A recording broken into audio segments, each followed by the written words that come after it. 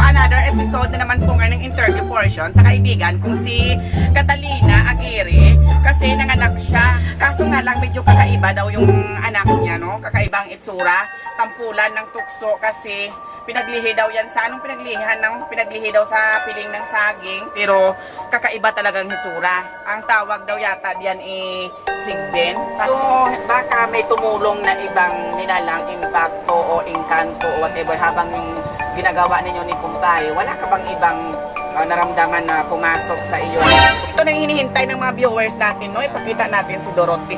Bakit kasi si Dorothy Mars ay hindi ninyo kasama ni kumpare dito? Pagtutong kasi siya, masyado siyang hysterical. So ito, no, puntahan mo.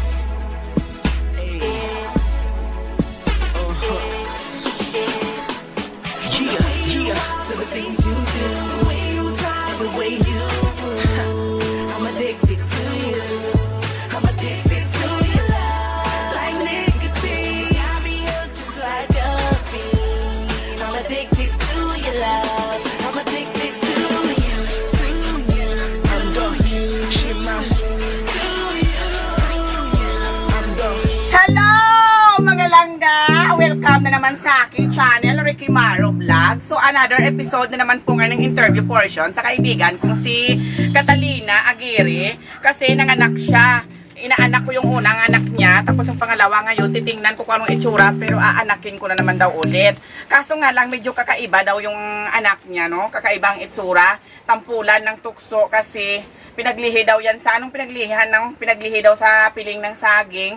So medyo kakaiba talaga ang mukha, hindi natin ma-interpret. Mahirap sabihin, mahirap humusga sa kupa natin, pero kakaiba talagang hitsura. Ang tawag daw yata diyan sigben. Parang sigben kasi may itsura ng anak niya, no? No, pag-iisipan ko muna kung mag-aanak ako. Siyempre pag nag-aanak ka, magarbo talaga yun, mag-aanak ako. Nagbibigay ako ng malaking regalo.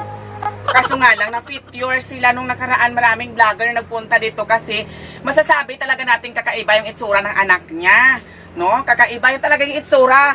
Pag sa unang kita mo, matatakot ka talaga kasi nga yung unang kita niyan, lumabas hospital yan, tumakbo talaga actually yung mga doktor at saka mga nurse.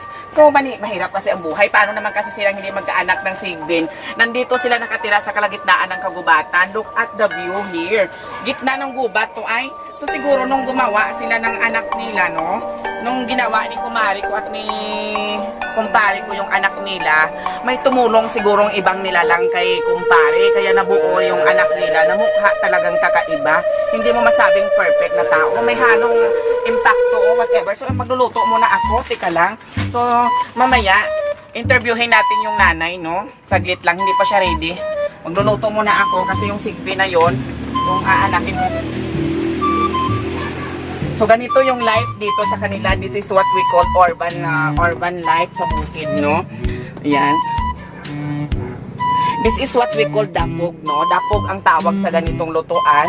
So, ito yung paihipan yan kung for your information. Para dumingas talaga ng bunga yan. Ito yung ginagamit nila pang-ihip, no? Ganito lang yun, oh. So, itutok mo lang yun doon. Tapos, ihipan mo yung ganun, oh.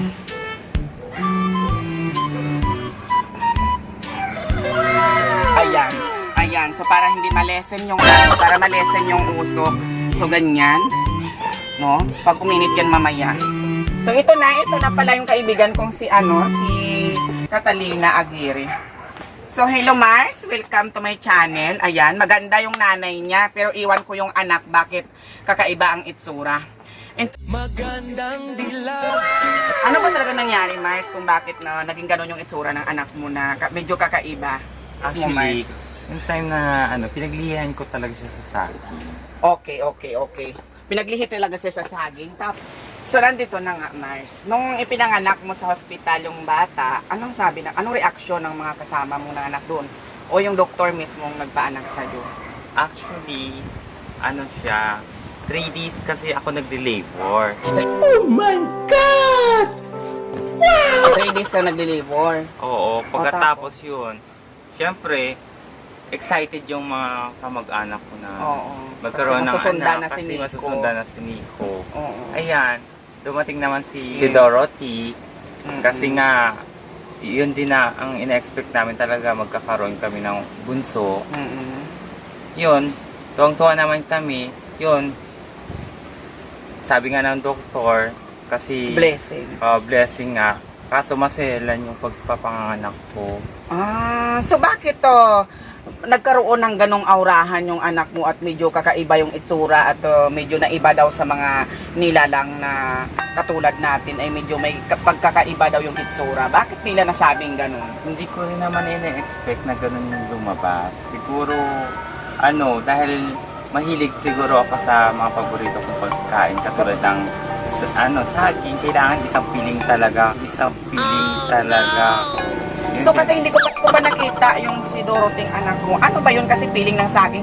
When we speak piling ng saging, yan yung bulto ng saging na which is dikit-dikit. Ano ba ito? Dikit-dikit, anim ang paa, anim ang kamay. Ano ba ito? Paano mo explain? Maramihan siya na saging, bultuhan, parang ganun. Yung natural na saging. So ano ang naging epekto nito sa itsura ng bata, which is a biological effect? Pero nung ginawa ninyo ni kumpare ito, nag-i-enjoy ka naman. Oo, nandun yung satisfying. Wala ka namang naramdaman na may tumulong na iba kung bakit hindi naging kamukha ni kumpare. Hindi ko alam. Kasi since itong bahay ninyong ito ay nasa gitna ng gubat, no? Tapos medyo walang katao-tao dito. So, baka may tumulong na ibang nilalang impacto o engkanto o whatever habang yung ginagawa ninyo ni kumpare. Wala ka bang ibang naramdaman na pumasok sa iyong pichay na medyo lumaki, humaba o ano pa man? Wala kang naramdaman? Ay, wala naman. Siguro baka iba siguro yung siya, di ba karamihan lalaki na baka siya naglilinis.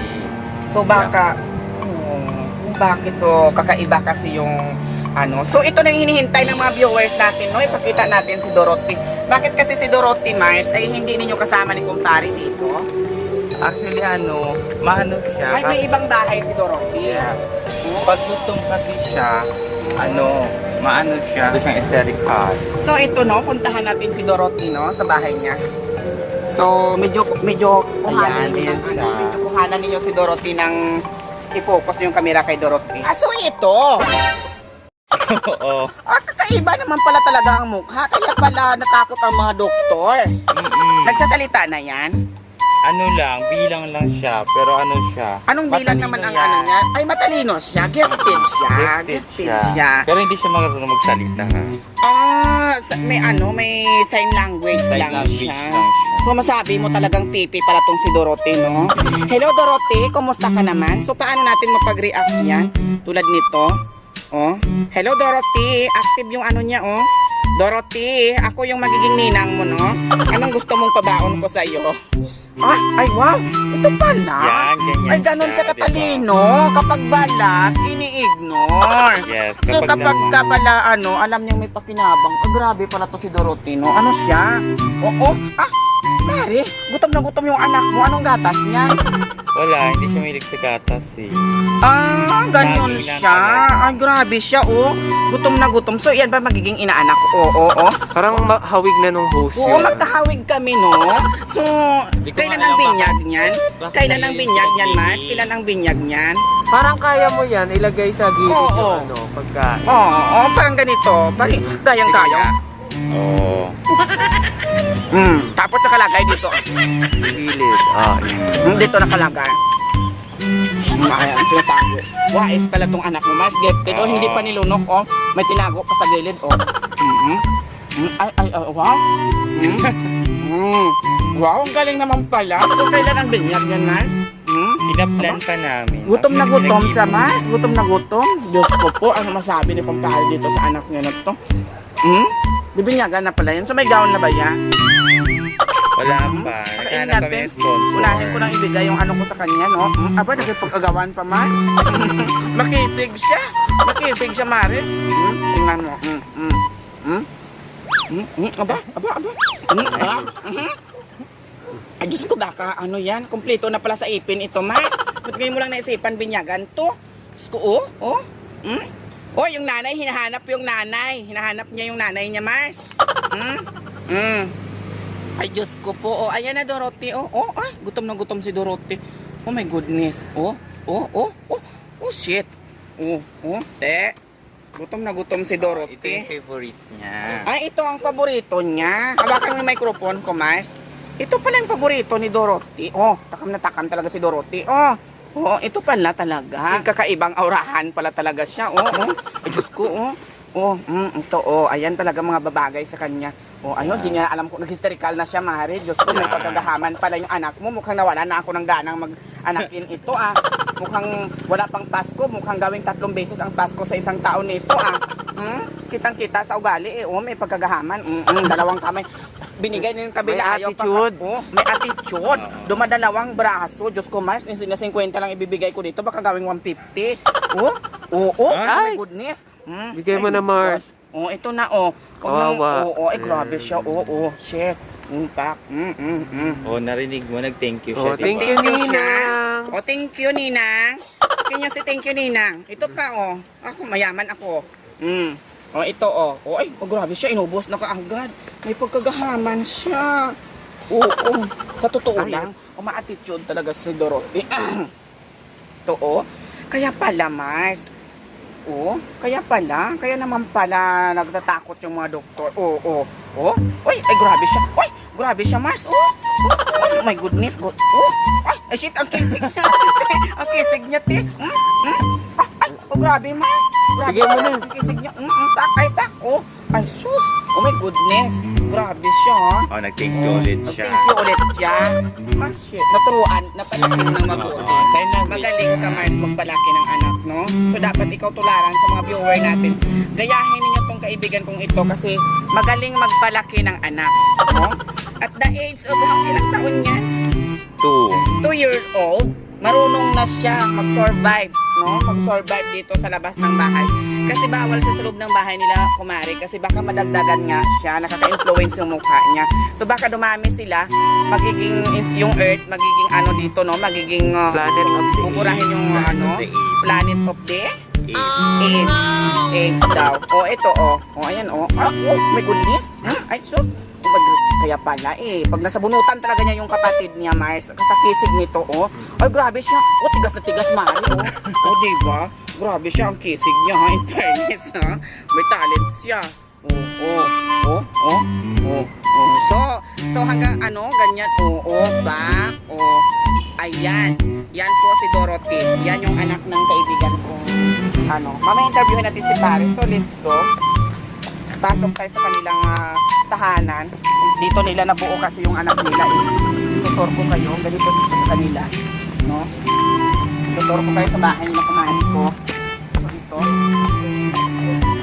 Mabuti. Feeling mayaman naman kasi yung may gripo din. So walang problema dito. Ganito yung bahay nila. May gripo na sila. Yeah. Magwag ka. Feel na yung sa Christmas na. So ito yung bahay ng kumari ko. So yan nga po yung kanilang kitchen, no? Ayan. So ganyan ang life dito. So ito yung kanilang pinaka banyo. Pagpasok mo diyan, Mabuhay! Ganun. Ayan. Banyo yan dito sa loob, no? Ayan, Ayan ang banyo nila dito. Yan. So ito yung bahay nila. Diyan ginawa yung si Dorothy, no? Diyan ginawa si Dorothy. Diyan sila gumawa sa loob niyan. Kaya diyan nabuo si Dorothy. Witness talaga yung mga ayan. So, good morning, Philippines! This is Ricky Maru Vlog from Philippines. Guys, kung bago pa lang po kayo sa aking channel, please subscribe to Ricky Maru Vlog and hit the notification bell para po sigurado po kayo na manonotify kayo sa mga bago kong videos. Thank you so much guys for watching all my videos. This is Ricky Maru Vlog.